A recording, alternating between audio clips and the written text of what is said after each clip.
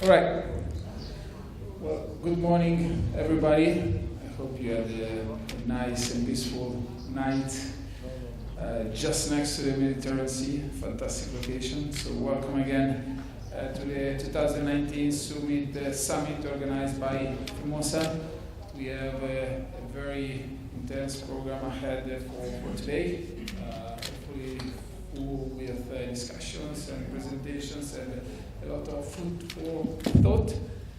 So let's just get started with this first panel discussion where we will get some feedbacks, and these panelists representing different countries from the Middle East, South Asia, and Europe will share some of their experiences, and some of will shed some light into their respective industrial park, special economic zones, national programs. So let me introduce them one by one, and then we can get the discussion flow. So the farthest at my right, we got Mr. Ahmed Essa Al-Jewairi, who is an industrial development and industrial zones expert at the Baghdad Economic Forum in Iraq.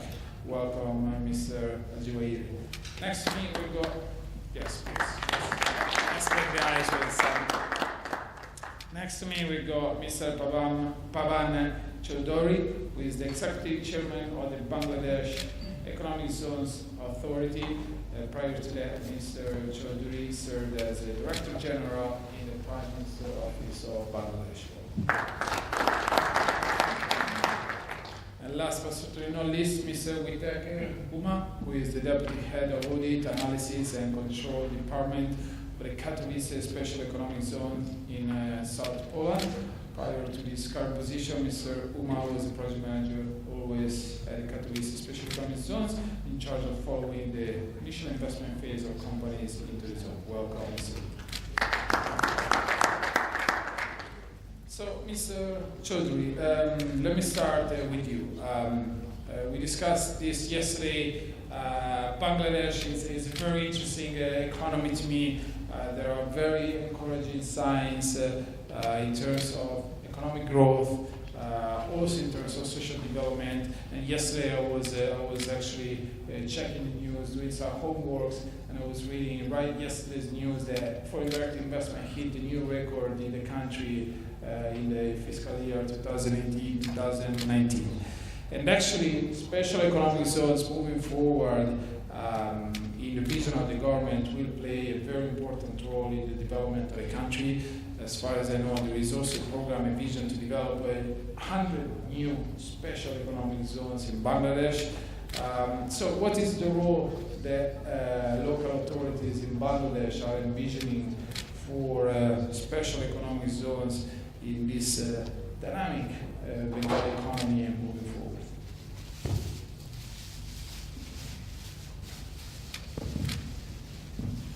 Mr. Chair, my fellow speakers of this session, ladies and gentlemen, good morning to you all. FDI definitely is important to especially the developing countries. Countries like Bangladesh gives a lot of emphasis on attracting FDI.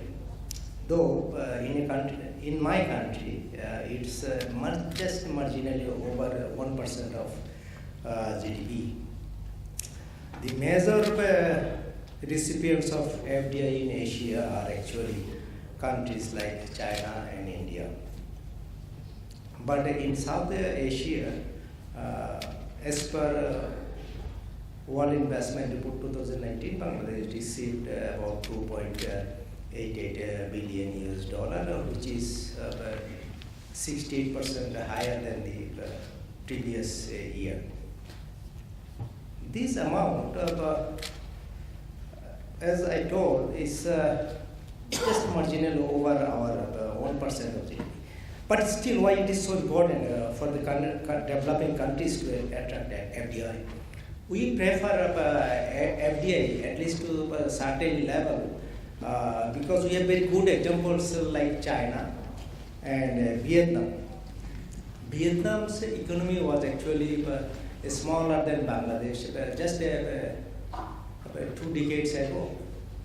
But now, as per in accordance with their per capita income and export volumes, they have crossed Bangladesh.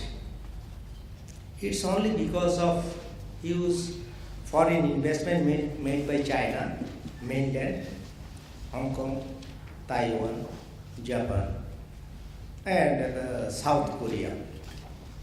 That brought a huge qualitative change in its export capability and also in the employment scenario. Why so? Because multinational companies not only bring the equity, not only bring actually inject money to the economy, they have better access to technology, they have better access to finance, they have better access to information, and most importantly, they have a better managerial capability. So when FDI comes, FDI does not come alone. It also brings these qualities to the economy. It ensures qualitative change in the economy. That's why Bangladesh Economic Zones Authority also gives a lot of importance on attracting FDI. But it's not only FDI. Bangladesh Economic Zones Authority allows 100% local investment to cater to the demands of the local market. Because we have another regime, EPZ regime, who controls the 80 budgets in the country. But the special economic zones run by my organization, they allow export-oriented industries and also the industries that cater to the demands of the domestic market of 160 million people. Bangladesh economy is growing over 6.5% for last 1 decade, and in the last year it was above 8%, and this year also it is expected to cross 8% GDP growth. And with all the projections, Bangladesh economy is expected to grow at least 7.5% until 2033. It's a huge advantage for any economy to ensure transformation in its structure, bringing qualitative change in the life of the general people by adopting policies that ensure not only investment, also ensures growth of the economy in a balanced manner, in a planned manner. So what are the actually policies that as a regulator we follow? We give a lot of importance on selecting the sites. There are many examples in many countries. Only because of site selection, some economic zones fail. Because if the sites are not connected to the port, national highways, or utility services, then definitely the investors are bound to suffer. All the utility services we ensure to be available at the economic zones. We are developing a very big economic zone on about 12 to 14,000 hectares of land, almost equal to the size of Singapore in Chittagong and Feni district of Bangladesh. We have ensured cooperation by all the agencies of Bangladesh, all other departments who provide the services, electricity, gas, water, and transportation, communication, all the departments. They are supporting BESA. Even organizations like Water Development Board, they are also supporting us in protecting the economic zones from the high tide of the seas, because this zone is on the coast of two districts. So site selection is very important. Important is also ensuring all the utility services to the investors. And what we have done is earlier in Bangladesh there were EPZs of on an average of 300 acres size, but we are planning to develop a land bank of at least 40,000 hectares. So far we have developed a land bank of more than 25,000 hectares in Bangladesh. We consider it as a major achievement for the authority, so that we can ensure the allocation of land to the investors for at least for the next 20 years. And we plan it to make about 40,000 hectares within next 2 to 3 years. Definitely, we have tried to be innovative in developing economic zones. We have introduced private economic zones. Private developers, they develop their own lands. So far we have developed 8 private zones, and they have attracted investment of more than $3 billion US.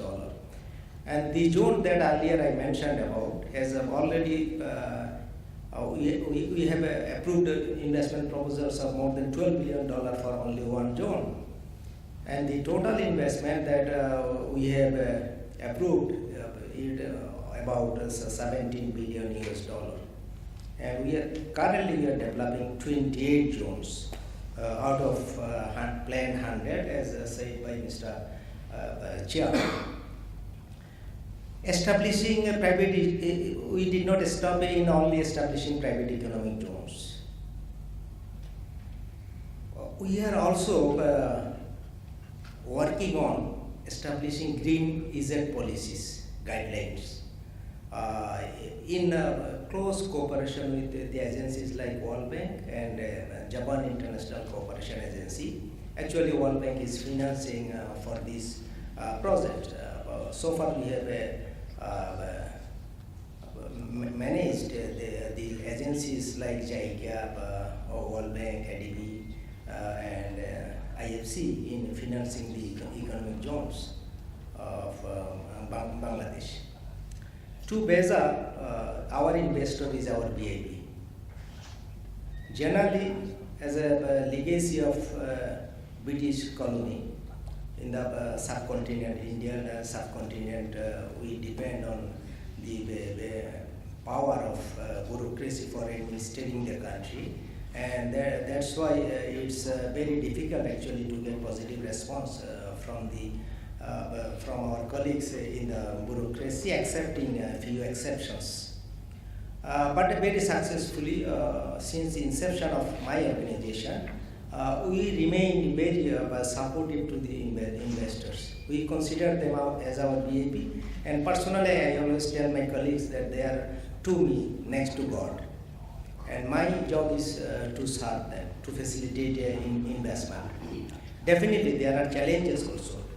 Poor governance issues are always there in the developing countries. Political stability must be ensured.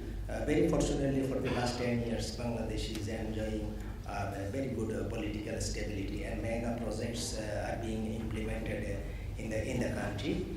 And transportation and infrastructure remain a major challenge in the developing countries, and definitely Bangladesh government is increasingly increasing its investment in the public sector, so that big projects like Padma bridges, tunnels under the rivers, and metro rail are being developed in the country. And law and order is also a big challenge for any developing country who implement this kind of EZ policies.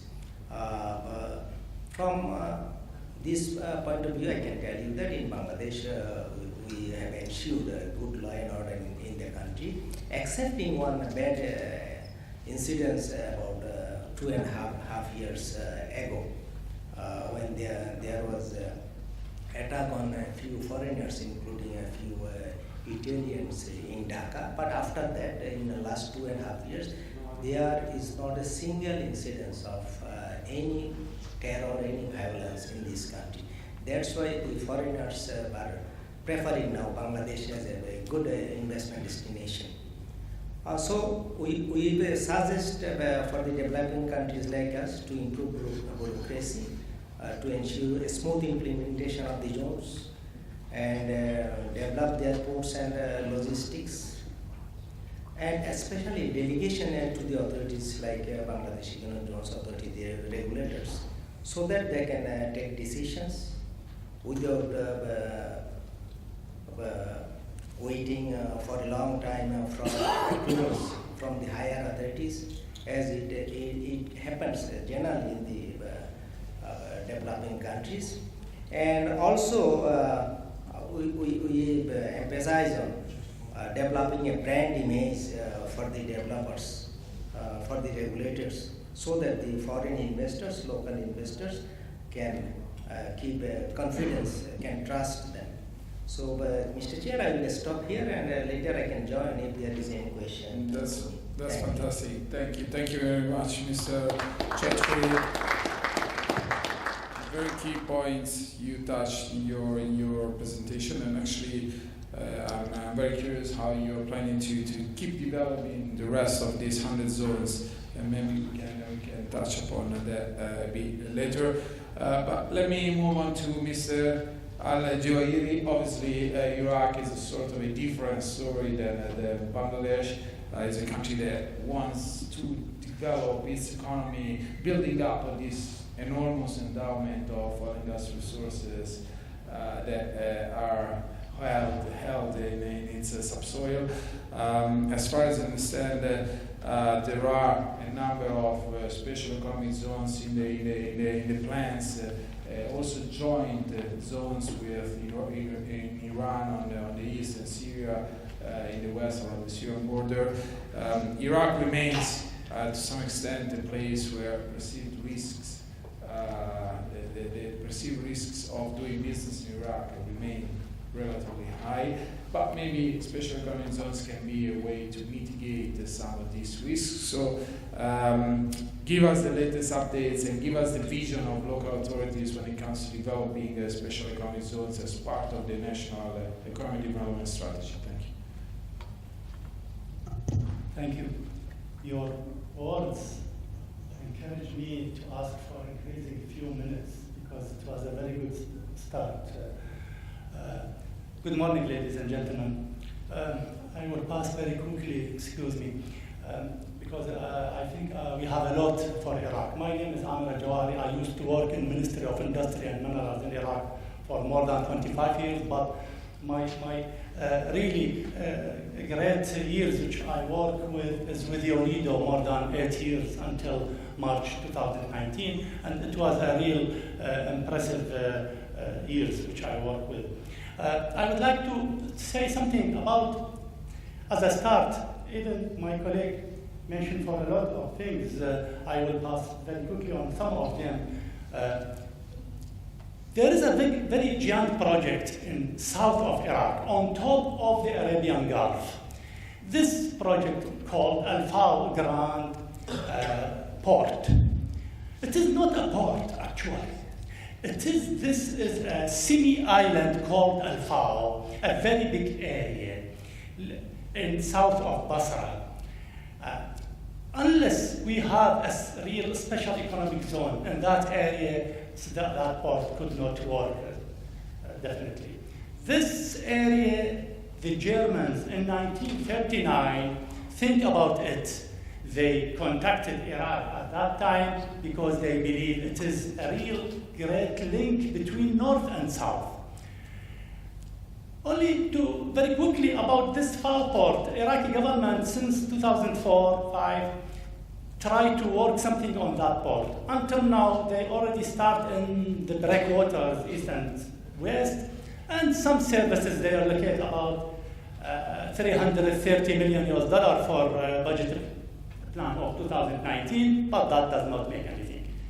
The important thing is there is a plan, and the Italians make a master plan for the area. It includes the port design and the special economic zone, very big, about 100 square kilometer, and in spite of a residential city, also about 100 square kilometer.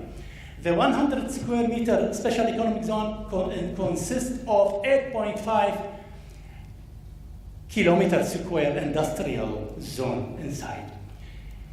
Those are only plans.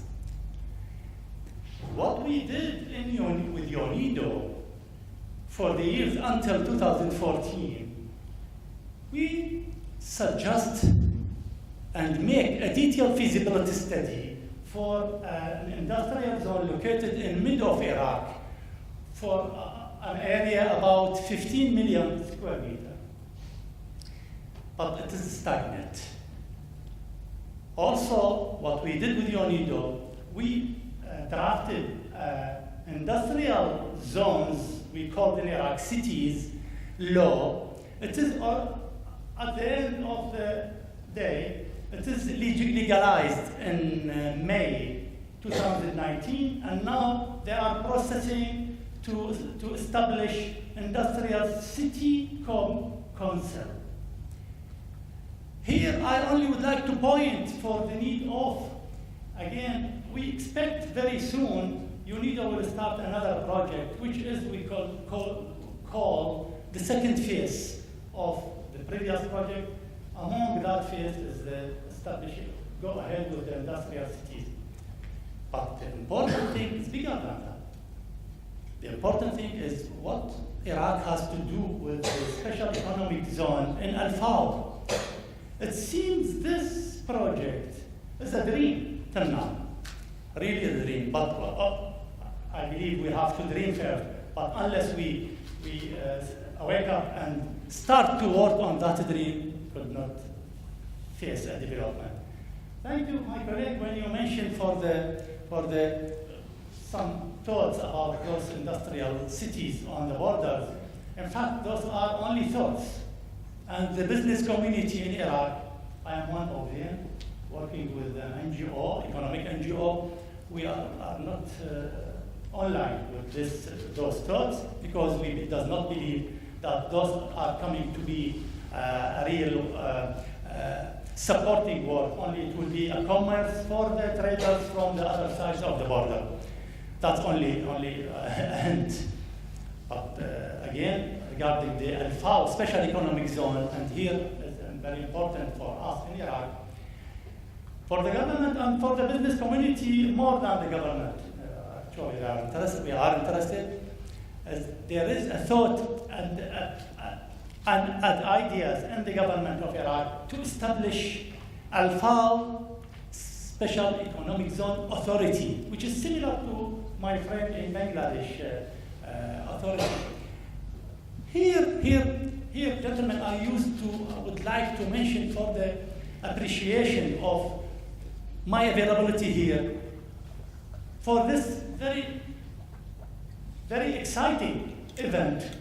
And the first time in Iraq we know about Timor, which we would like to keep highlighting and cooperating, and especially when Timor is already online with UNIDO, I feel, and we will feel, I will reflect what I see and will see here in this conference to my colleagues and few private business institutions, and even in the newspaper, that there is an international institution could support other countries, especially third world countries, developing countries.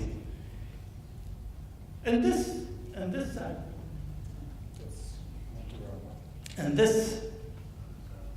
occasion, I would like to say that the people in charge on this zone, Al-Fawd, it is a challenge, actually, but facing a lot of constraints. There is a movement very slow to establish this authority, but till now we are facing hesitation. It seems there is a limit for development in our countries. Even if we establish this authority, my friend mentioned for the governance. Definitely, we will need FDI. In addition, people, authorized people in Iraq think that they are ready to accept PPP approach, but all those could not be done unless there is not only a government, not only an institutional produce work, but there are transparency and a very qualified and flexible administration, follow-up, and the issue of the monitoring and evaluation, continual monitoring and evaluation. In this regard, in order not to have a very long speech, I would like to suggest to FIMUSA and UNIDA altogether. This conference is a very big and will have a lot of topics in all over the world. My suggestion also, we can fulfill regional seminars or small conferences and maybe specialized seminars for a country itself, for example, Bangladesh, or for example, Alfao Special Economic Zone. This is a suggestion. Also, only 1 minute, excuse me. I beg your pardon. Also, I would like to mention that when we talk about development in our country and developing economic cooperation between countries, there is no competition actually. There is a room for everybody, every country, every company, every special economic zone to work, since we notice that the world are suffering from a lot. So development will increase the trade, business, and will let everybody make a profit and win-win approach. This economic cooperation will bring more peace, which we in Iraq and everywhere need. And thank you. Thank you. Thank you very much, Mr. Al-Jawairi, and I wish that all your dreams of special economic zones development come true also with the support of the international community and the institutions like FIMUSA and UNIDO. But let me come now to Mr. Uma. So the Katowice Special Economic Zone is one of the most established, not just in Poland, but in the whole of the European Union, where actually the whole issue of special economic zones has always been a bit sensitive. But now there is both at the national level and also European Union level, there is a bit of a rethink about the role of special economic zones. So what's next for the Katowice special economic zones? How do you see the area develop in the foreseeable future in this ever-changing policy and regulatory environment? Good morning, ladies and gentlemen. My name is Vidal Kuma. I represent Katowice Special Economic Zone. Last year, I was participant at the World Investment Forum in Geneva, and I was mentioning you then that there was just a change of policies, change of regulations in Poland in terms of attracting new Polish and foreign direct investments. The new regulations are called the Polish investment zone, so it means that the whole Poland is now the investment zone since September last year, so already 14 months. It means that the investors can obtain permits to get later tax incentives, tax exemptions, but they can get these permits not only within the area of previous special economic zones in Poland, but actually they can get these permits on each ground in the country, either private or state or owned by any other business entity. So when it comes to results, after 14 months, I can tell you that we as a special economic zone obtained over 50 new investment projects. We granted over 50 new permits that are worth about €1 billion of investment. So only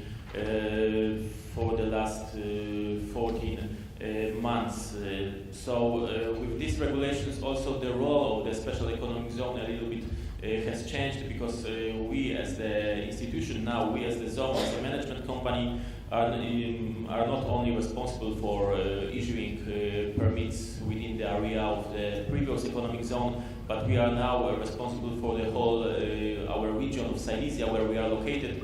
So we are responsible for the whole voivodeship and also for the 6 powiats, for the 6 communes that are located in the neighboring Opole voivodeships. So the role of the 14 economic zones in Poland, because there are already, they have always been 14 special economic zones in Poland located in the 14 different regions of the country, now has changed, because everybody, all the zones are not only issuing within the area of all zones, but also in their provinces, in their voivodeships. Yes. So this is a little bit about the results. So we are very proud of our results at the moment when we can give you update about our results for the last 23 years of our operation, because we were established in 1996. So we have over 36 billion Polish zloty of investments. It's over 8.5 billion euro of investments, and over 80,000 people work in the companies located within the Katowice special economic zones. But coming back to the role of our management company of the zone, we are not only now focusing on attracting new investment, we are also focusing now first and foremost on other projects which are also associated with the industry. For example, we have a special team of our employees that is dedicated to the educational projects, educational programs, that is cooperating with the educational universities, of course, and also secondary schools, technical secondary schools. They are signing agreements with investors working and being active within the special economic zone. On the basis of these agreements, apprenticeship places, practice places are being set up for the students and also for the pupils in the secondary technical schools. The aim is to better adapt the demand, adapt the qualifications of the students, the qualifications of the secondary schools participants to the demands of the industry market, to the demands of growing, for example, automotive sector with the new technologies, with the new innovations coming into force constantly. Of course, we are also active on the ground of other very important projects. For example, we develop our so-called Silesian Competence Center of Industry 4.0. We do it as the management company of the zone together with one of the biggest technology schools, universities in Poland, Silesian University of Technology in Gliwice. The aim is to have the people there to guide entrepreneurs who are interested in developing technologies of Industry 4.0 in their companies, to do researches and then to implement these technologies directly within the companies active in the Katowice Special Economic Zone. Of course, because our region is, Silesia region is the region also associated with the industry. During the communist times, there were a lot of coal mines and steel factories, big industrial factories.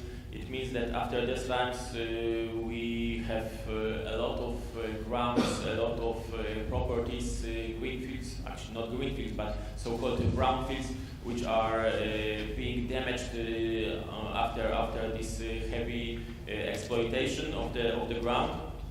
And this is why we are involved in the projects aiming at revitalizing the post-industrial areas within our region, within the Silesia voivodeship. The aim is, of course, to adapt these areas, to adapt these plots for the future foreign direct investments and Polish national investments. I guess these couple of points that you touched upon are very interesting in the way how the zone local investors are trying to strengthen the connections, linkages with the local community, how it's driving also an upskill of local students, local academic universities, which fits exactly the narrative that we also discussed yesterday in terms of by making zones as a driver for innovation, new industries and creativity. Yes, our aim is at the moment not only to attract the simple investment, because when we were not so good developed, I mean for the last 20 years, at the start, for example, of our operation, of course, we were at the end of the 90s, so over 20 years ago, we were, of course, concentrating on attracting every kind of investments. And now we are more focused, and the government in Poland is more focused on attracting, developing the good investments. I mean, those investments that are associated with the new technology, innovative companies, but also we are very focused on development of small and middle entrepreneurship, Polish entrepreneurship. Okay, perfect. Thank you very much, Mr. Uma. I will go back to Mr. Chadhuri. Talking about innovation, making zones a channel for the development of sophisticated and technology advanced industries. You got a very ambitious special economic zone program. You said you have already developed 28 out of 100 zones that you want to develop. In terms of how you want to develop them, is there a vision there? Is there a vision of how attracting innovative but also sustainable industries in your program? Definitely. During my deliberations, I mentioned about making the zones sustainably growing, attractive to the investors, ensuring its green EZ policy, ensuring establishing global standard CETPs, waste treatment plants in the economic zones, and surely technology plays a very important role. But there is I think, a issue we have to confront, negotiate in the countries like Bangladesh, where land is very scarce and population is so big, 160 million people only on a land of about 55,000 square miles. Very small land and very big population. So generation of employment is a very big challenge there. Technology poses a threat to employment of mostly unskilled people, but we have the role of striking a balance between technology and employment, creating employment for the general people. In Bangladesh, the most important development we could ensure is the empowerment of women through creating employment for them in the ready-made garments industry. Bangladesh is second to China in exporting ready-made garments, leaving third position for Vietnam. And 55% of about 4 million people engaged in the industry are women. And it's because now industries are becoming technology department. In the new industries where they're being set up, scope for employment is shrinking. So what we have to do is in the economic zones while allocating land, we also keep our eyes open for keeping the provision for establishing SMEs, small and medium industries. We allocate land for the authorities who deal with these issues, establishing small industries, medium industries, and similar organizations get preference to us. But at the same time, we don't say no to technology. World Bank is establishing three technology centers actually. They have started one in Chittagong. One is a technology center to be financed by World Bank, and two more we are selecting sites for two more technology centers to be established under World Bank project. Not only that, we have also requested JICA for establishing skill development centers, and hopefully China will also establish one skill development center. So we say yes to technology, we say yes to technological advancement, we say yes to Industry 4 and artificial intelligence, but at the same time we remain committed to creating employment for the general people. Sure, absolutely. Thank you. Mr. Jawir, I'll be back with you in a second. I just wanted to pick Mr. Uma Brain on this. How, in Katowice, how do you strike a balance between this need for employment, but also this need to remain at the top of the technology development?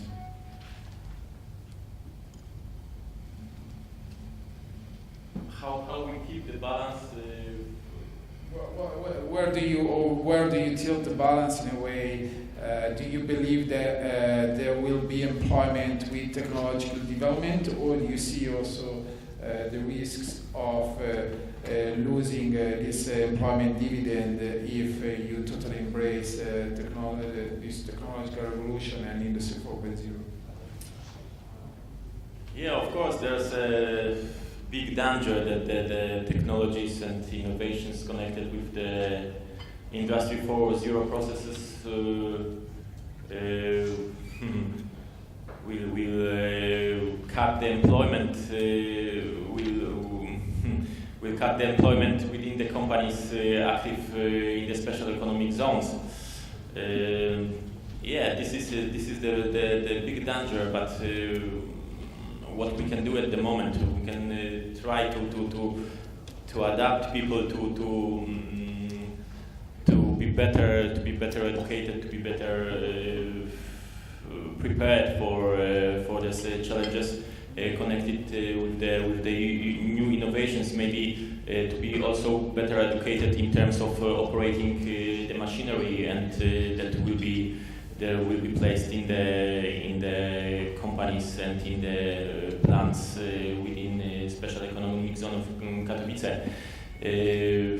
Yeah, but generally the danger in the world is that people will be losing employment because of the machinery, because of the more and more sophisticated robotics. Yes. Maybe we need to think in the future, and the government, not only the local authorities, but also the government will have to think about some kind of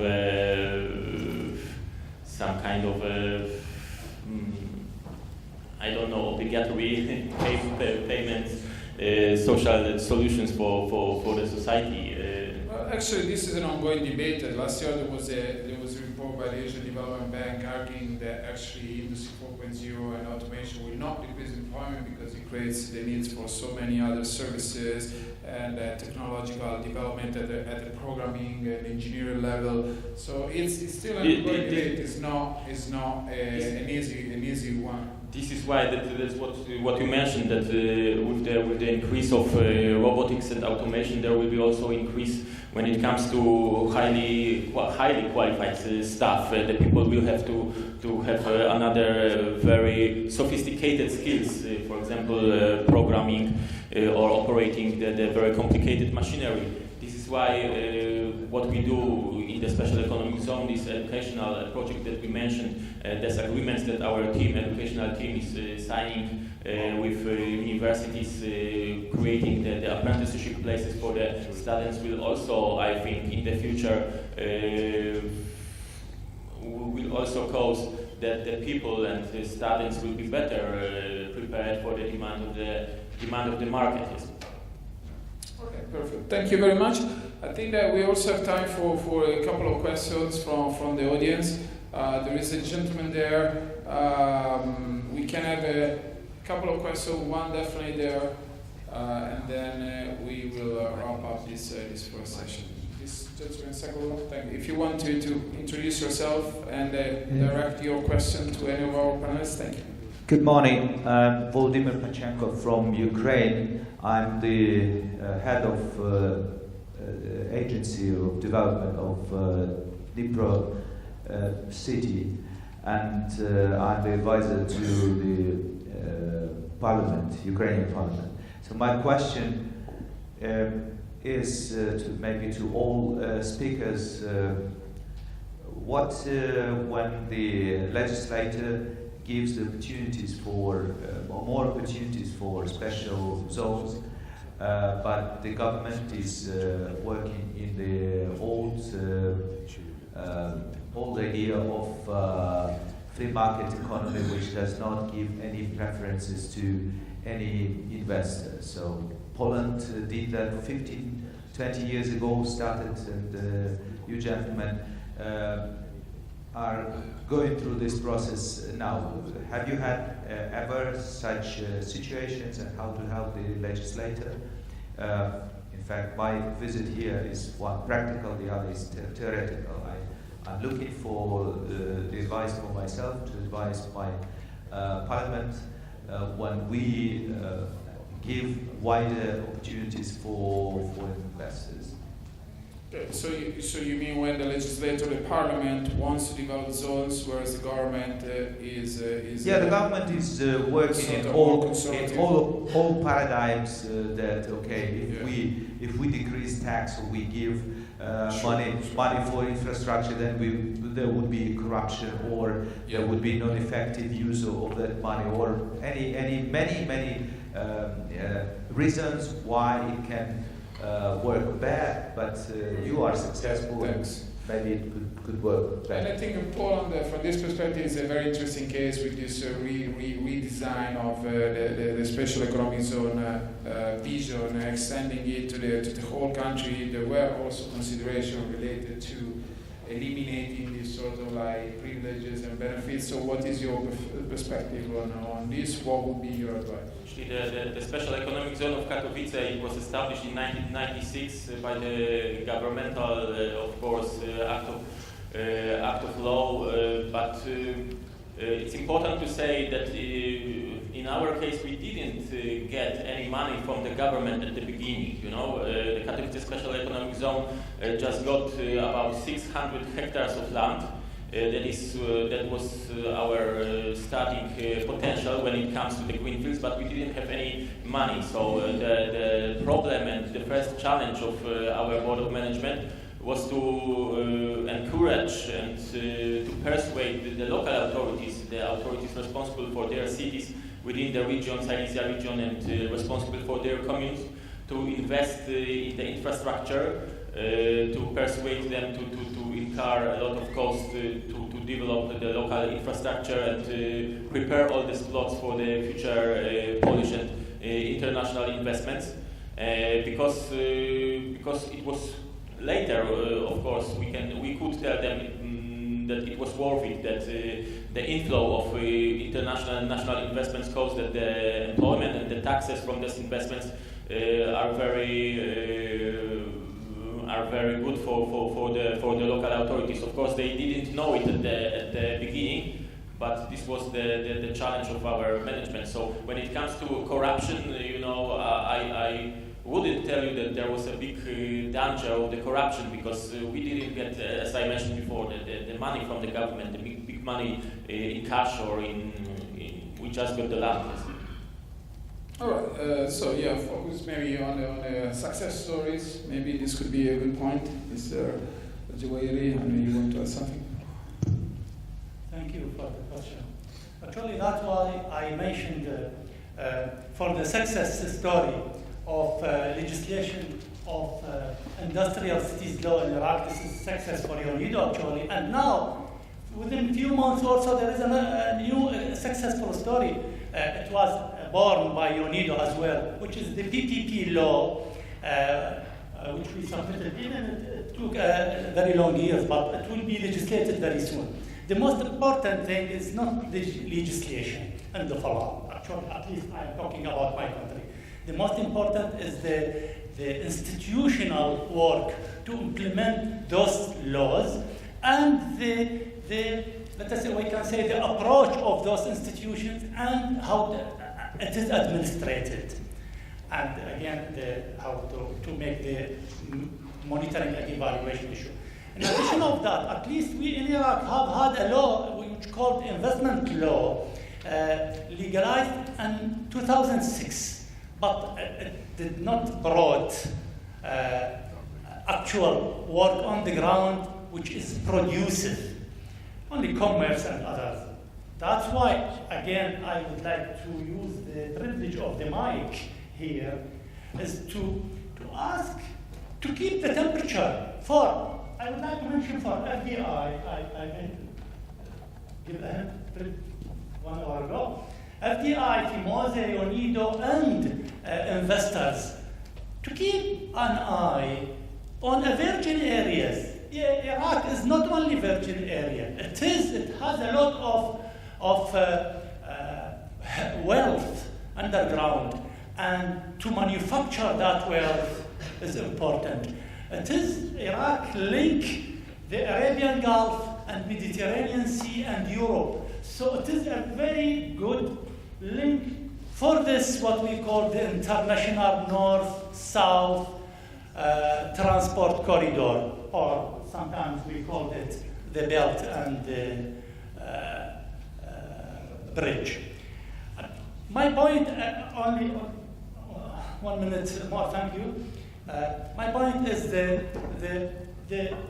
what we call keeping the temperature, gentlemen. Dear colleagues, when we keep communicating, there is a room to win and development for everybody. And even for places where there are sometimes conflict, but we believe this conflict, whatever it is, small or big, it will go where there is a will for cooperation and economy. Thank you. All right, thank you very much, Mr. Jawair, for this very passionate intervention. And if you want to keep the temperature high, let's join me with a warm applause for our speakers. And we wrap up this first opening session of the day. And next up, there is a panel discussion on PPPs, but I'll leave it to the next moderator. Thank you very much.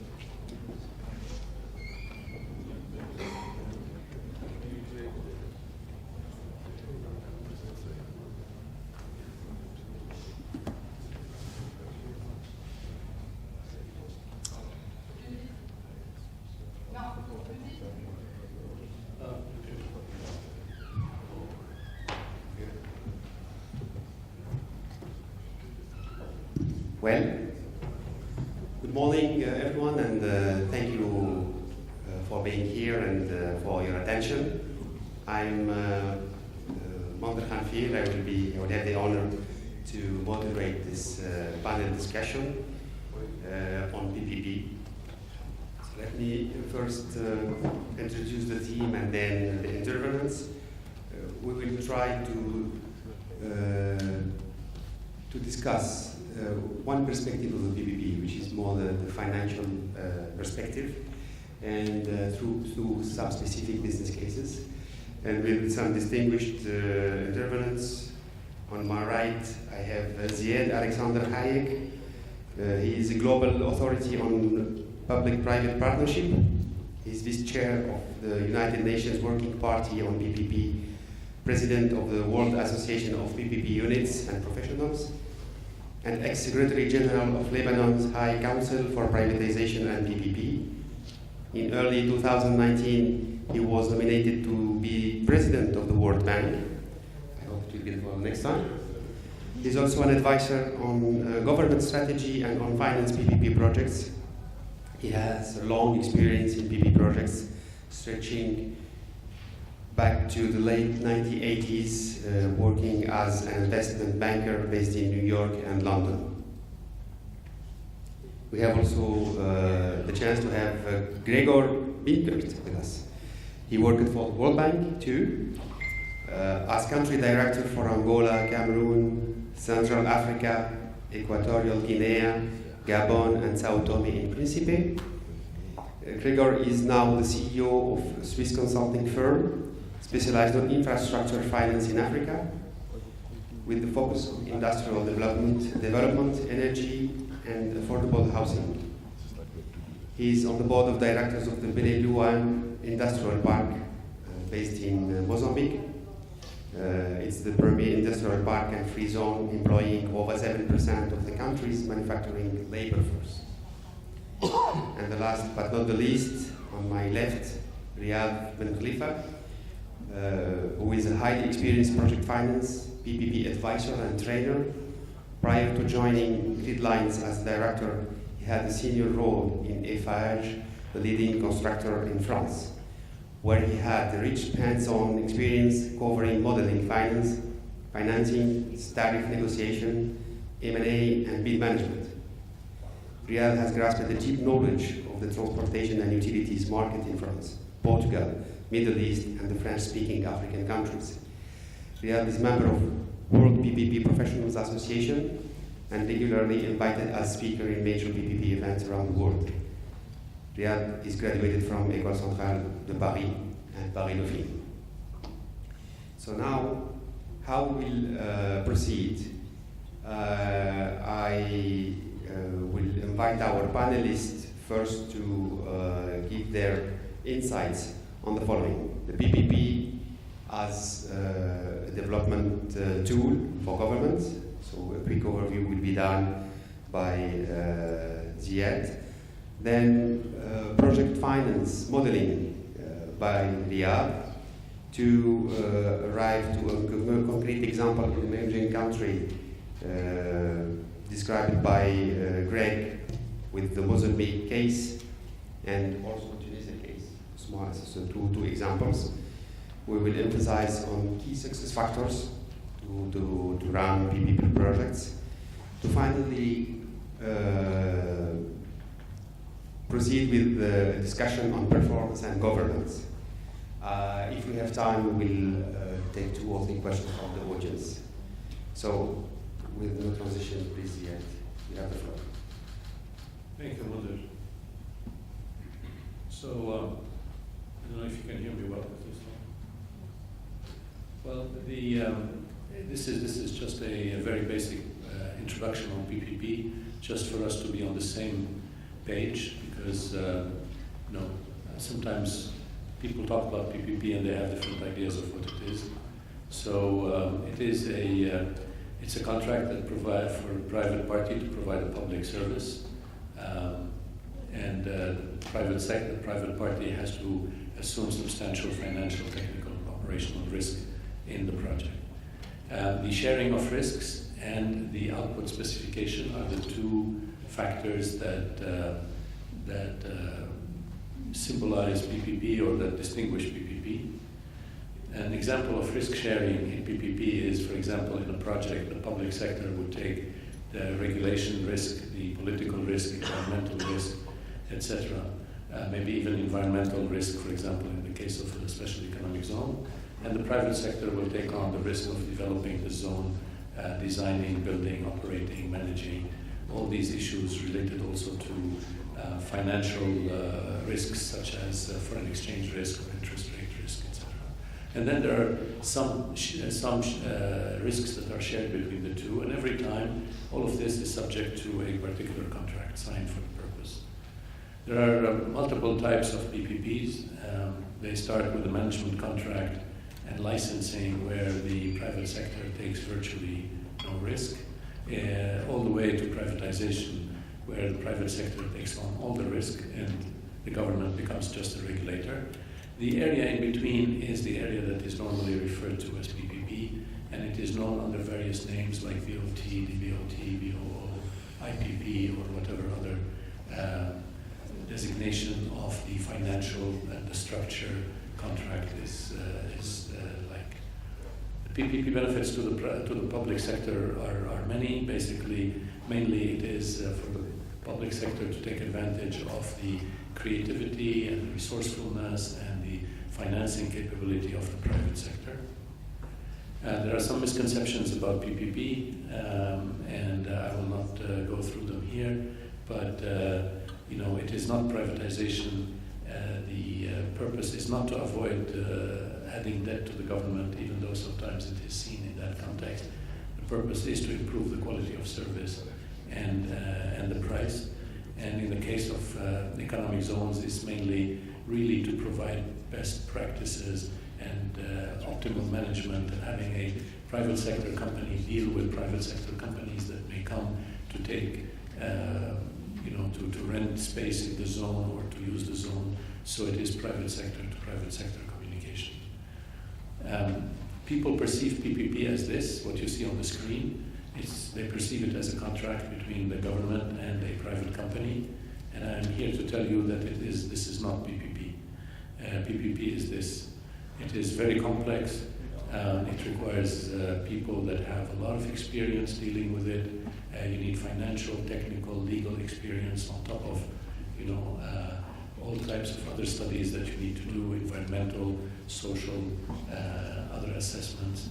So you, as a PPP professional, you need to be able to look at every one of these blue boxes and analyze it and understand it, not just as the one blue box that is the main contract. This is a typical PPP project structure.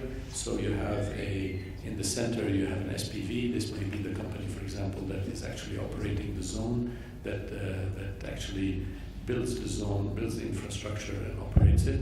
But obviously, this company has to deal with shareholders, with the government, with lenders, and has to deal with contractors that may be contracted to build the infrastructure and all other things. So this is a simplified version of what a PPP structure would look like. Requirements for success of PPPs are, number one, transparency. Most of the time PPPs fail because the tendering process is not transparent, and then there is some problems that arise after that. Expertise, like I said, it is complicated. Stakeholder involvement, before and still today, many governments do PPP projects on they think they know best, the ministry thinks it knows, and therefore it is going to find a private sector partner. This should always be avoided. You need to consult all the stakeholders, including civil society and all the people concerned in the project. There needs to be competition. Many times these PPP projects are given just without any tendering, etc., and that leads to problems, that leads to all sorts of issues. Investor confidence, there has to be a proper legal framework, a proper history of government honoring its promises. Sometimes investors may look for just like in any economic zone situation, they're going to look for some financial incentives, but they mostly also will want to look for some type of guarantees from the government or arbitration. They may always be looking to have international arbitration as part of the contract. And of course, the availability of financing. I will stop there. And thank you, Ziad. Financing is one pillar of the PPP project. Can you tell us more about this? Yes, thanks Ziad for this brilliant introduction of the subject. We'll try to highlight actually two subjects here. So PPP are possible in economic zones, so I will try to introduce one example in Tunisia, which is a very specific project. It's a technology park.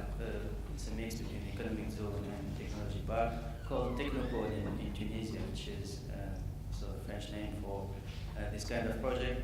And I will also highlight or try to speak about the project finance or the private financing market actually, and why it's needed for financing economic zones. So let me try to begin.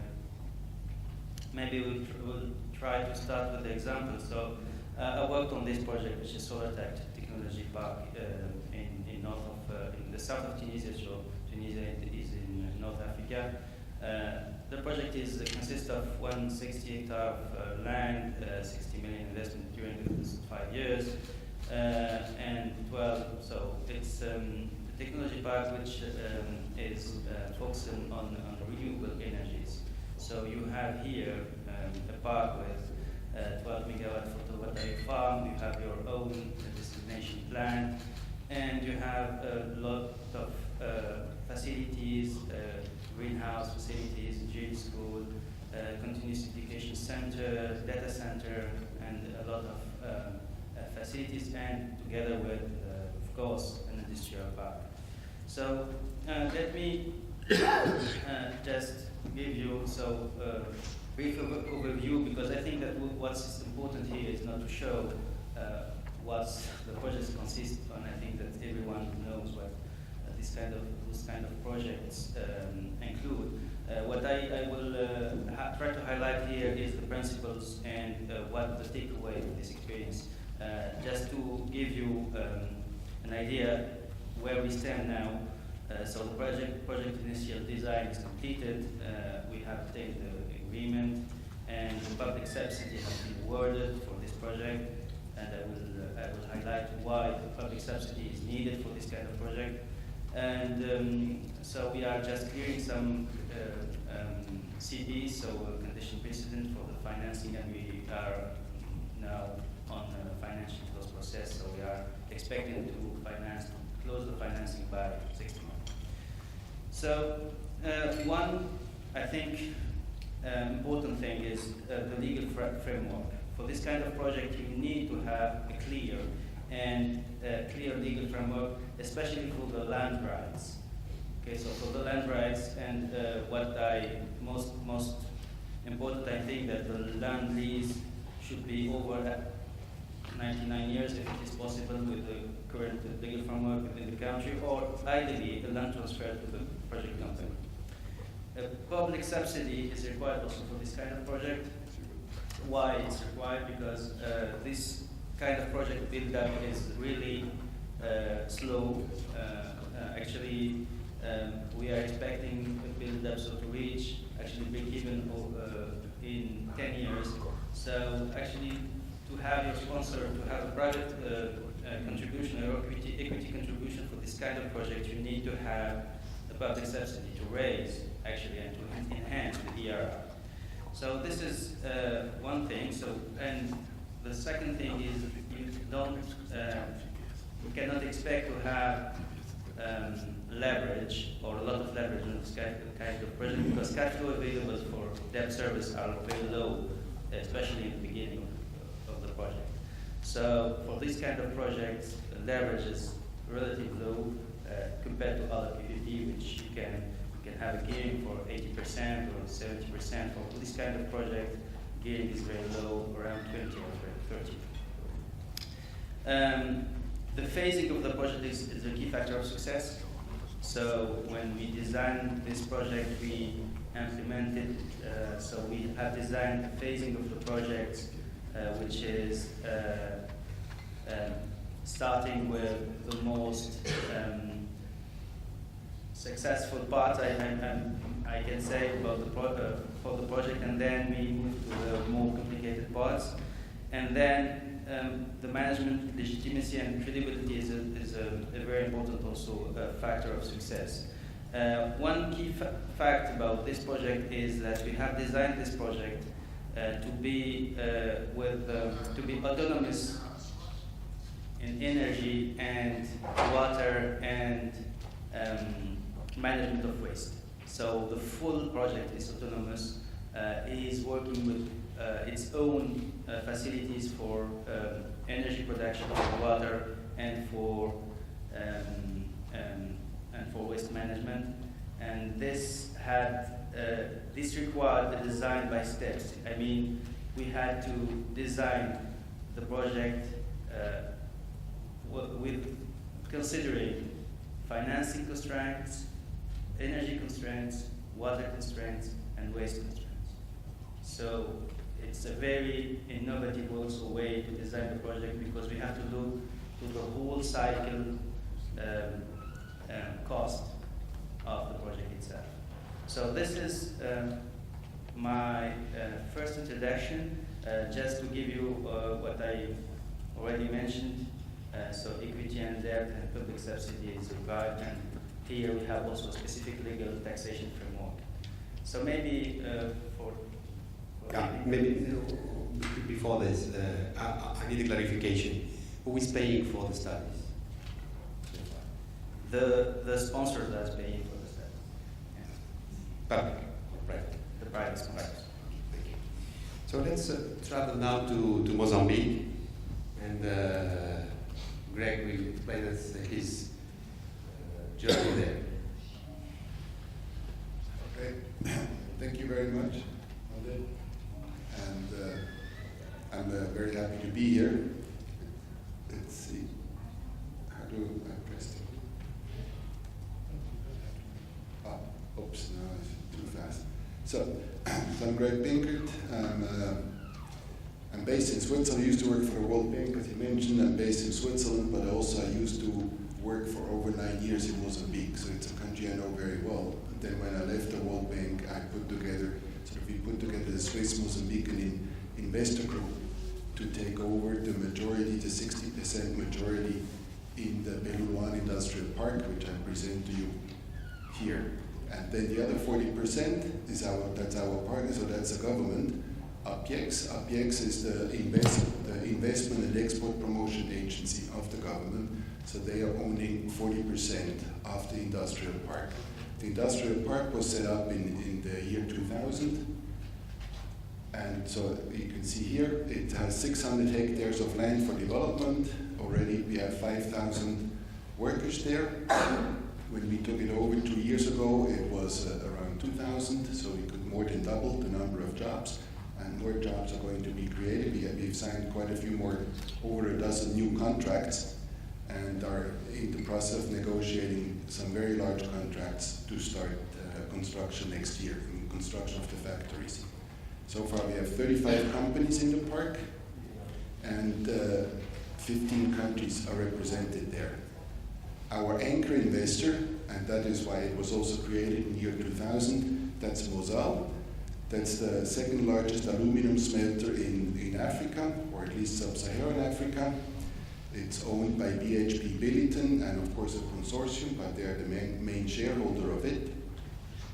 They're consuming obviously a lot of electricity, but it's around 950 megawatt, but until now, all the electricity that comes from South Africa, it stops exactly at that aluminum smelter, and the rest of the park did not have access to it, so that we needed to change. And we've managed to change a lot of things. On the electricity side was the key constraint. So anyway, we have the aluminum smelter, and we also, which is very useful, we have the Matola Gas Company. It's Mozambique. They've already since 2003, they have a pipeline from southern Mozambique, where Sasol, the South African state-owned gas company. They're exploiting gas resources there, and the pipeline goes also through our park. So all the companies in our park have access to this gas, which is being used so far for industrial heat, and we're looking at maybe if you want to produce power or not from it. But for industrial heat, it is very useful, and that's also in the park. Then again, as I said, it's a multi-sectoral park, even though it was set up around Mosal, the aluminum smelter. It was to sort of to create linkage effects, multiplier effects on the local economy, so you don't have just an isolated mega project, very, very capital intensive. And it's so we have a number of companies that do the maintenance work, they do engineering work for Mosal, so there. But on top of that, in addition to that, since there's a lot of land there, 600 hectares is big. You can see in a minute the picture of it. We also have a steel company there. They're producing steel tubes for the gas and oil industry. We have cement companies. We have actually the biggest employer in our park. It's a company, an Indian company. They're producing artificial hair, the extensions, the wigs, all the things. It's big business in Africa. They're employing 2,000 workers, and they're going to expand. So we have a cashew processing plant. So it's a very diverse park. And we also, I would like to say, it's about half of it, if the park is for export processing, and the other half is for domestic production. So here you see, of course, then also the location of the park, which is a, do we have a little, the pointer, the laser pointer, I left it upstairs. But anyway, you can see it's the, where's the blue red on the left side of the slide. That's where the park is. It's about 15 kilometers to the port by highway. It also has the railway connection. It is 70 kilometers from the border to South Africa. And of course, you keep within 6 hours by truck. You're in the Joburg, Johannesburg area, the Gauteng area, which is one of the largest, I think after Cairo, the second largest economic space in Africa. So the location is very good. And companies that invest, they get significant fiscal benefits. As you can see, it's for the first 10 years, there's no corporate income tax. And then for year 11 to 14, the income tax is reduced by 50%, and thereafter, it's a 25% reduction for the rest of the life of the company. Now that we took over about 2 years ago, we want to develop the park very aggressively. You can see in the middle there, that's Mosal. And then just south of it, you have those other 34 companies that are in the park. And then you see the blue area, that is for light industry. And the northern part, we want to develop a dry port, and also then heavy industry, for which already we started negotiations there. It's also in the last couple of months, there's been a development. There is Total from France, and Total also has taken over a big concession in the north of Mozambique to develop these huge gas fields that have been discovered, whatever, in 2010. They bought it from Anadarko, and now Total really wants to invest a lot more in Mozambique. And they're planning to build an LNG facility at the port of Matola, and then build a 2,000 megawatt power plant in the park. It'll be in the north of the park, that red thing, in it that you can see. And of course, if that happens, so far the government has given all the approval, but of course all the commercial parts still need to be negotiated to make it viable. But if it happens, of course, that will also be a big game changer. And it's not very complicated to look at the economics. Of course, their plan is, but they would have to negotiate that with ESCOM, with the South African government. Out of this 2,000 megawatt, so the first 950 megawatt they would like to sell to Mosal, and then use the existing power line, which has a big capacity, to sell the other 1,000 megawatt into the South African market. But for ESCOM, it would be 2,000 megawatts of additional electricity, because they wouldn't have to send 1,000 or 950 megawatts to Mozambique to feed the Mosal plant. And also the Mosal contract with ESCOM expires in 2026, so they need to look at what the future is going to be in terms of pricing, in terms of supply, all those things. So there's a lot of very positive things happening. Maybe if you have another minute, is also, so this is the Belouizen Industrial Park, but, I want to mention something we are very proud of course. It's an internship program. It is financed by DFID, by the British government, UK aid. And we've been able to mobilize, to integrate people who have vocational training to get internships with the companies in the park. So we've already, over 300 internships have already been done, of which almost half of them, they got permanent contracts after the 6 months period. And half of these people are women also, who get the contracts. So we are very proud of it, and the companies are very, very happy. They always would complain, we cannot find skilled labor in Mozambique. And then you have the skilled people who couldn't find jobs, and we do that intermediation. And it's very successful. The companies are very happy that they get these interns. The interns are happy that they find a job, obviously. And DFID is paying for the cost of administrating the program, and they pay them for the 6 months. So it's a paid internship, which is important so that also young people from poorer families have access to it. If it's an unpaid internship, only the young people from the elite, if I may put it black and white, in simple terms, they can afford, of course, unpaid internships. And this way also, and it's true, we get a lot of from lower middle class families, but who are intelligent, bright, who are very motivated. They can do these internships. It's the minimum salary, so it's not much, but it helps to survive. Anyway, that's also a thing we do, and we learn a lot also on the kind of training we need and so on. If I have 1 more minute, so that's Belouizen. Thank you very much. Here is the contacts. Going forward also, the government of Mozambique asks us to start thinking about operating additional special economic zones in Mozambique, particularly linked to the gas development in the north of the country, close to Tanzania, in Cabo Delgado. There's huge gas things. There's going to be about a $50 billion investment there over the next few years. So it's massive, very capital intensive, but even if a small percentage goes into local development of local small SMEs, small and medium enterprises, skill development, all this agenda we would like to do as well. And again, for that one needs operators to sort of make it work.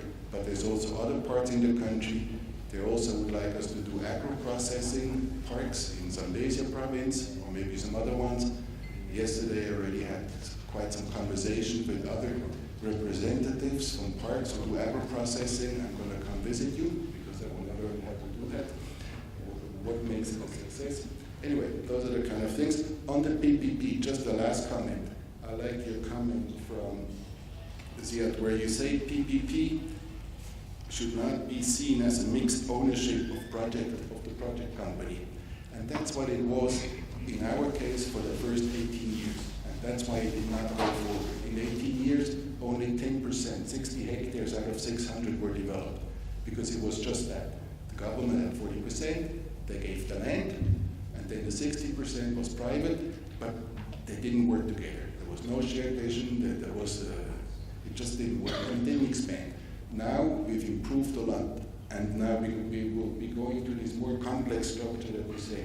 We work with the ministries, the various ministries, the various agencies, with the electricity company, with all the different things. We truly have sort of a much more of a stakeholder approach, and it's amazing the success, how you can achieve things, how you get produce results. I'll stop here. Thank you. Sorry. Thank you, Greg, for these insights, and thank you, everyone, for sharing their experience. What inspired me, I will come back to sorry. We have here in Tunisia an early stage project and a running project. And my remark here is the following. An economy needs 3 pillars: land, labor, and capital. An economic zone, a special economic zone, needs 5 pillars. In addition to the 3 first ones, we need energy and PPP policy. So thank you for giving us this inspiration. Before maybe getting to the performance and governance issue, we can take 2 or 3 questions from the audience, and then Okay, so let's do it now, and then we will wrap up with the questions from audience. Please. Sorry, I apologize to bore you, but I think it's better because then we can have questions about this. Yeah, right. Look, we talked about PPP, and here we are in an environment of special economic zones. This is a presentation that I thought was worth sharing with you because it's not only about PPP, it also impacts your ability to get financing. Now, there's a lot of talk about PPP and the 2030 agenda, or about the 2030 agenda in general, the Sustainable Development Goals, the SDGs, or ESG, which is environmental, social, and governance dimensions of projects. And your projects, whether they are PPP or not, are have that dimension in them and do require financing. So here it is more in the context of PPP, but I'm sure you will find applicability to your environment as well. The concept of socially responsible investing has been gaining a lot of popularity, and I'm presenting here why. First, you have the millennials. There's a new generation today that is driving this. 84% of millennials are interested in sustainable financing. Already $30 trillion is the pool of funds that's available for investing in ESG qualifying projects. So you have $30 trillion that's out there that is looking actively for investments that qualify for, that are friendly to nature, friendly to society, and have good governance. Long-term investors. So you have mutual funds, pension funds, insurance companies, and increasingly we're seeing sovereign wealth funds. They're looking for long-term investments. So a special economic zone might be a 20, 30, 50-year investment. And this is the kind of partner you want. And these people are now more and more interested in sustainability, because they know that without sustainability there can be no successful long-term investment. So you can see that in Europe there has been an increase of 17% just in 2 years between 2016 and 2018 in these funds. In the US it has been 38%. Look at Japan, 360% increase. The market is moving in that direction. If you are not following the market, then you are going to be going in the wrong direction yourself. The third reason is there is greater institutional support. Now already 49 stock exchanges have committed to publishing ESG data. 345 large asset owners have signed on to the UN Principles for Responsible Investment. And to give you just one example, Amundi, which is Europe's largest asset manager, has pledged to fully screen its investments for ESG by 2021. So by 2021, if you want to have access to Europe's largest investor, you need to be ESG qualified. 34% of the investors support ESG investing, and you can see that trend. That blue line is going up. Everything else, operational expertise, they care less about. Length of working relationship, they care less about. And this is from, it's not me saying it, this is a survey that involved thousands of investors. The concept of socially responsible investing is also gaining ground because of ESG ratings. As you can see, there are many entities today now starting to rate projects and companies for ESG. You have Bloomberg, you have FTSE, the Financial Times Stock Exchange Index, you have others like Fitch, etc., and they have ratings. So you need to get your project, your economic zone, you need to get it rated. And then there's the international requirement for getting financing. It used to be limited to like the World Bank and some multilateral development agencies that require you to abide by the Equator Principles for Environment. Now 97 financial institutions in 37 countries as of October this year have signed up to Equatorial Principles, so you will not get financing unless you abide by these principles. So, but PPP projects, and perhaps you also in economic zones, are not benefiting from these changes that are happening in the market, and this is the reasons why. First, the projects. Projects are not being designed initially to be environmentally responsible and socially responsible and have the right governance. So it takes, typically we're still thinking of all of these things as infrastructure projects. I'm going to go build a project, and this is the financial return, and the government will decide this is good for my politics in that region, and the investor will think I'm going to make money. And then, what happens is that you start working on the project, and the project fails. The project fails for two reasons. Either it never gets on, and it never gets done because there's no financing for it, or it gets done and then it fails because it has really not taken care of all these elements that are very important for sustainability. The private sector, needs time to assess. You need to work with the private sector, and the private sector needs to use these tools. I'm listening here. There are many tools for valuing the sustainability component of projects. So if you're looking at a new special economic zone or special zone, you need to take these types of tools and apply them and see what rating they give you. This is part of your homework before you even get to going to market. And the public sector, of course, has to do more. It has to become a champion for ESG, which it hasn't. So all this money, the 30 trillion I'm talking about, are going mainly to the private sector, because the public sector is dormant and most of the time not conscious of the pools of money that are out there. This is an example of project rating by Fitch. You can see the dimensions that they rate on, and you will have this presentation so you can see it in more detail. This is then the multilateral development banks have a problem as well, because they sometimes have money and they're eager to lend the money, and then the projects really never have a chance to diversify their sources of funding. We see in most emerging markets everybody going to the World Bank, IFC, EBRD, etc. And you go there and they tell you, I'll give you the money, and you say, okay, great, then I don't need to do any more work. And the problem is that usually you end up failing if you don't do the work.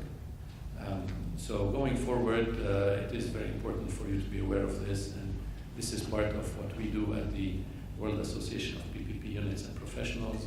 We're promoting these ideas of value for people at the same time as there's a value for money analysis. We're promoting the people first PPP concepts of the United Nations, and we're very proud of doing that. Thank you. Thank you. Yes, I think it deserves your applause. Now let's get from the audience 2-3 questions, very brief questions, please. So I need a mic. Okay, first row.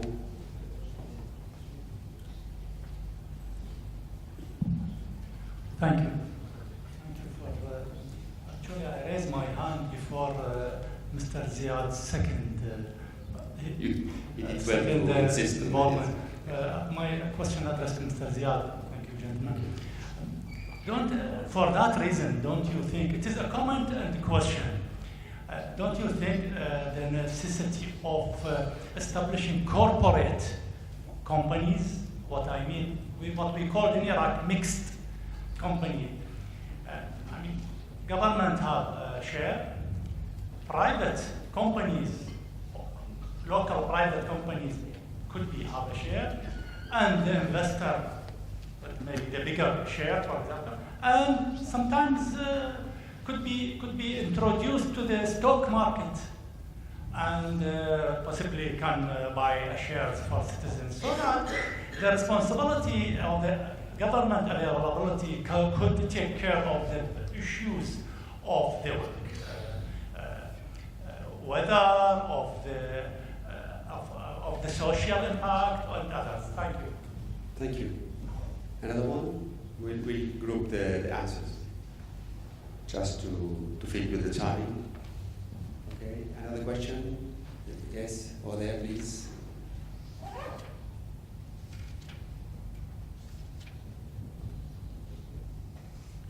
Thank you. Actually, traditionally, we see that the PPP projects are for big infrastructures. So now we see there is a shift from there, and we can develop special economic zones on the basis of PPP. So what are the actually big things, big issues that especially the public party should take care during dealing with this project, because economic zone projects are very special in nature. Okay, thank you.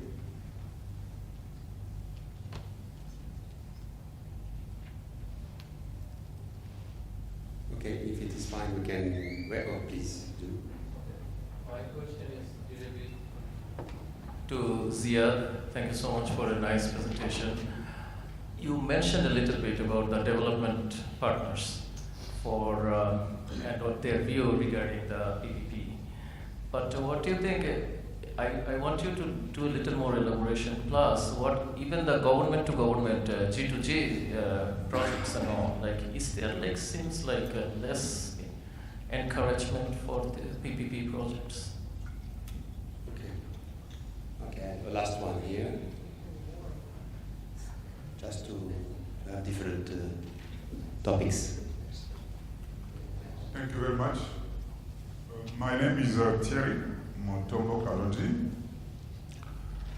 Let me first commend this panel, and my question is directed to Mr. Ziad. Listening to you, you may scare people who wanted to get involved in the PPP, because for you it's a very complex machine. But maybe it is very important to look at the size of the PPP. Because today you find a lot of PPPs across the sector, not only infrastructure. If you go to some countries, you find that even in social education, there is a PPP. So there is a level of complexity depending on the stakeholder involvement. If they are very few, it will be also less complex, the PPP. I think in that way, you may push people to get involved, but if we put in front of us the complexity of PPP, maybe it may discourage people who want to use this model to implement some of the projects. Thank you. Thank you very much. So we have different things to cover.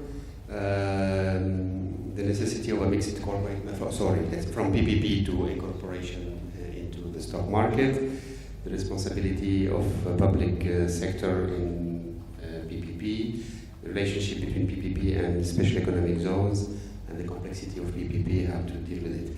Okay, let's start with Ziad, please.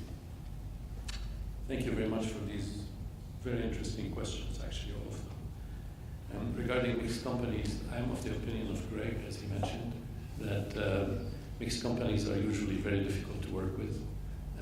The public sector representative on the board of a company can be up to the job or not, and even if they are, sometimes they have to deal with ministers and administrations that aren't. So it creates delays, and everything is less efficient. We have found that it is best to use the PPP model, where it is the company, the SPV, the special purpose vehicle, let's say, is 100% private. And let the private sector do it, let the government be involved on a contractual basis to make sure that the private sector is fulfilling the key performance indicators and other aspects of the contract. Now, there's something very interesting, actually, though, however, about mixed companies in the context of PPP. And that is when the experience of some countries like the Gulf countries and others, where it is not the government that is the partner. So it is not the Ministry of whatever that is the partner in that company. It is a sovereign wealth fund, or it is a fund set up by the government specifically to invest in projects, or it is some countries like Morocco and Jordan have been setting up an administration of state-owned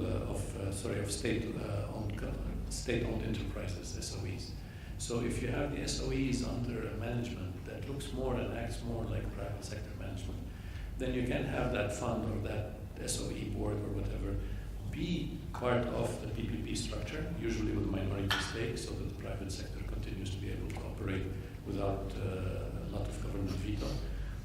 And then at the second stage, IPO that share, so as to make sure that the citizens of the country do participate in the wealth creation or in, even in social support for the project. So the government participates with 40% stake early on, and then down the road it may IPO that stake. So I think this has been a very interesting experience and worth replicating in other countries. Regarding the special economic zones and the government, I think basically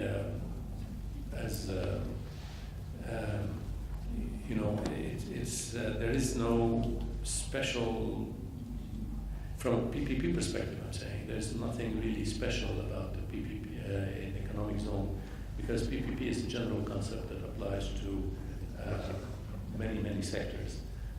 However, as Riyad mentioned, one of the peculiarities perhaps is that an economic zone takes time to get going. It's not like a power plant. It's not generating revenue the first day. You need time to lease space. You need time to deal with all the complexities of it. So you maybe it would be able to attract less of a debt component in its capital structure, but also perhaps it's up to government authorities to, being aware of this, to negotiate long grace periods for the repayment of the debt, so as to maximize it. And the other thing is to make sure that the PPP contract for a zone is not all at once. So the development can be sequential. Develop a small part and then another small part, without necessarily having to rebid the zone to new contractors or new developers.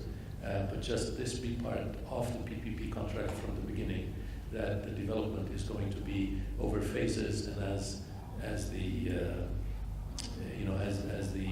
cash flow of the project permits it. Regarding G2G, I think yes, this is very interesting, especially for transnational projects. And but the problem has been that every time that you have G2G type environment, they squeeze out the private sector, and the private sector ends up not fully there. And certainly the private sector is typically not sitting at the negotiating table early on. And in PPP, the private sector has to be consulted very early on. You need, once you start working on a project, you pre-qualify some companies, and then you have to sit with them and actually work with them on the PPP contract, make sure that when you do the tender, you're going to be satisfied with that contract to sign it or to bid on it. So therefore it is, it has been difficult, frankly. The complexity of PPPs, yes, PPP in general is, as a structure, is mainly aimed at large projects. But it doesn't mean that it cannot be applied to small projects. And the way that it is applied is through template documents. So if you are building an economic zone, maybe a special economic zone of that's very huge and large, or maybe say you're building a dam, a water dam or something, and then of course you have to do a very customized PPP arrangement. But if you're building schools or you're building hospitals, social projects, typically there are, the government would have a plan, a strategic plan for that sector. And if it's going to involve the private sector in it, it develops standard documents that are going to be signed, and only the customization is very small in each case. And this has been the experience of many countries. Kazakhstan, for example, has done hundreds of schools this way. The World Bank and IFC have now standard documentation for solar energy projects at a small scale, so that people can basically build small power plants, small solar plants, and sell electricity to the government. And so that is the way forward with this. Thank you. Thank you. Thank you, Ziad. Greg, do you want to add something regarding the questions? No, thank you very much. Maybe just also an additional comment to your question on sort of the role of the public sector in the PPPs. In addition to what Ziad said, at least in many countries you also have policy incoherences. On one hand, you get incentives here, you get something over there, but you get also a lot of bureaucracy, or you get penalized. Many times, Ministry of Labor, for example, it is very, very difficult to get, say, visa for the managers to come in, and it's a lot of issues. And actually, I found, certainly in Mozambique, in some other countries I worked, if the government is sort of a co-share owner of this program, it is easier to convince, look, you're sort of damaging yourself. It is, so you can avoid the ideological debate. Or the private sector, they want those kind of benefits because they will just want to maximize the profits, and it's not good for the country. He says, no, you're partner of this. Please convince your ministers or the members of parliament and so on to work on this policy reform agenda, which is very important. And as also technology changes, things change, it is very important to keep up the policy reform agenda.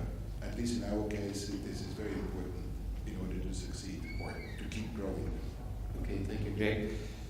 Riyad, additional comment? Maybe the value for money for investors perspective? Yeah, so no, just we are running out of time, so I will be brief and respond briefly to all the questions. But I want just to highlight one thing for actually for public sector, mainly.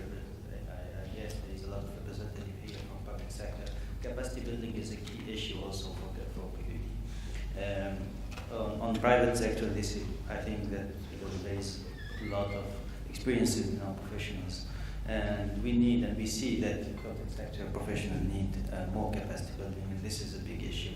I think that to handle complexity, one of the key area of focus is the capacity building. And there is tools also to reduce the complexity of the project. So as Ziad mentioned, the IFC initiative of scaling solar is kind of standardization of documentation in all the process. So you have, when you build a scaling solar project, we went through 2 of them recently. It's 1.5 months actually bid, and it comes with all the documentation, legal documentation, financing package, everything. So standardization is one way to simplify actually the process, and the second approach is grouping also the bid. So you have, for example, in solar, the same thing. You can group a lot of small projects in one initiative. So this is also a way to simplify and to deal with the complexity of this kind of project. But at the end, what we see, even if we spend a lot of time doing studies, studying all the issues, going through the risk, at the end, the PPP projects are more successful because a lot of issues that have been already dealt with from the beginning. And this is the key difference between the traditional approach and PPP. Thank you very much. Time is over now, and I would like to thank all the audience for its attention. And you have a break now. Thank you.